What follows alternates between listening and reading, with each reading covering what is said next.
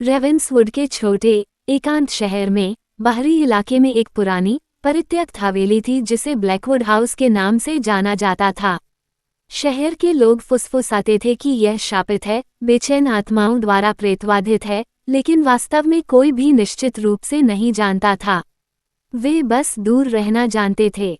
एक ठंडी शरद ऋतु की शाम, किशोरों के एक समूह जैक, एमिली, सैम और मिया ने अपनी हिम्मत का परीक्षण करने और कुख्यात हवेली में रात बिताने का फैसला किया।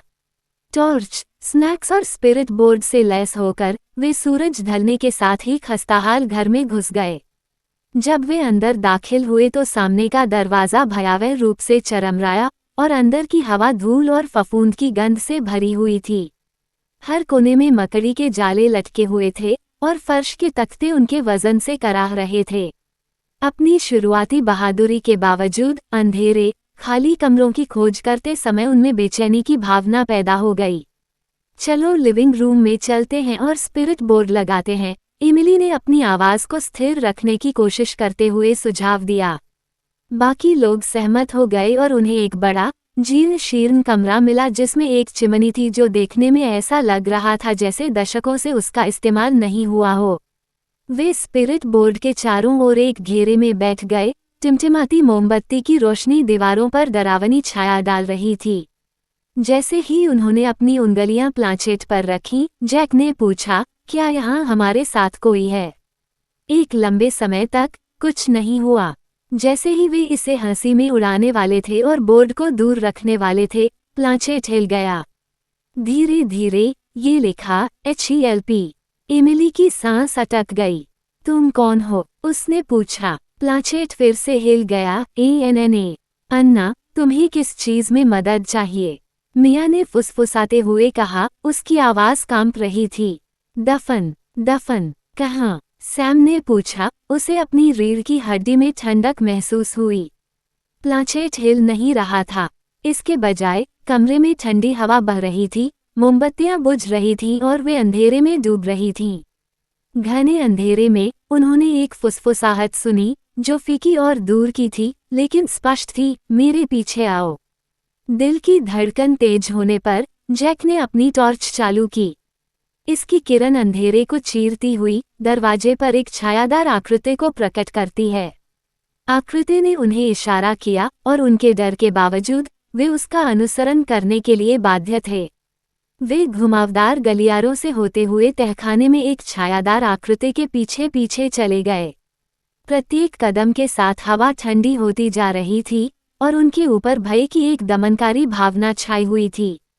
तहखाने में और भी अंधेरा था और उनकी टॉर्च मुश्किल से घने अंधेरे को भेद पा रही थी। तहखाने के दूर कोने में उन्होंने एक पुरानी सड़ी हुई लकड़ी की पेटी देखी। आकृति ने छाया में लुप्त होने से पहले उसकी ओर इशारा किया। कांपते हाथों से सैम और जैक ने पेटी को खोला। अंदर उन्हें एक फटी हुई ड्रास, एक लॉकेट और एक छोटी बंधी हुई डायरी मिली। मिया ने डायरी उठाई और पढ़ना शुरू किया। ये हवेली के मूल मालिकों की सबसे छोटी बेटी अन्ना ब्लैकवुड की थी। आखिरी प्रविष्टि 1 सदी से भी पहले की थी और इसमें एक भयानक दुर्घटना, उसके अपने परिवार द्वारा विश्वासघात और उसकी मृत्यु के बारे में बताया गया था। उसका शरीर छिपा दिया गया था, उसकी आत्मा घर में फंस गई थी, न्याय और शांति की तलाश कर रही थी। हमें उसके अवशेष खोजने होंगे और उसे उचित तरीके से दफनाना होगा, एमिली ने कहा। उसकी आंखों में डर के बावजूद उसकी आवाज़ दृढ़ थी। डायरी में सुरागों का अनुसरण करते हुए उन्होंने संदूक के नीचे एक छिपा हुआ डिब्बा खोजा। वहां उन्हें अन्ना के कंकाल के अवशेष मिले। उसकी हड्डियां कमजोर और धूल से ढकी हुई थीं। जैसे जैसे वे उसके अवशेषों को सावधानी से इकट्ठा करते गए, हवा में दमनकारी भावनाएं बढ़ती गईं। छायाएं उनके चारों ओर घिरती हुई लग रही थीं, अस्पष्ट शब्द फुसफुसा रही थीं। वे जल्दी से बाहर उगाए बगीचे में गए, जहां उन्होंने एक कब्र खोदी और धीरे से अन्ना को आराम करने के लिए लिटा दिया। जैसे ही उन्होंने कब्र को मिट्टी से ढांका, उनके ऊपर शांति की भावना छा गई। फुसफुसाहटें धीमी पड़ गईं और ठंडी हवा थोड़ी गर्म लगने लगी। उन्हें एक उपस्थिति का एहसास हुआ, शांतिपूर्ण और आभारी, इससे पहले कि वो अंततः फीकी पड़ गई। अगली सुबह रेवेंसवुड शहर इस खबर से गूंज उठा। ब्लैकवुड हाउस अब प्रेतवाधित नहीं लग रहा था, इसकी दमनकारी आभा दूर हो गई थी। जैक, एमिली, सैम और मिया जानते थे कि उन्होंने अन्ना की आत्मा को मुक्त कर दिया है, और जबकि उस रात की याद उन्हें हमेशा सताती रहेगी, वे बेचैन आत्मा को शांति प्रदान करने के लिए आभारी थे। जैसे ही भोर की पहली किरण क्षितिज पर फूटी, वे हवेली से चले गए, उस रात के बारे में फिर कभी बात न करने की कसम खाते हुए, लेकिन ये जानते हुए कि उन्होंने वास्तव में कुछ महत्वपूर्ण किया है।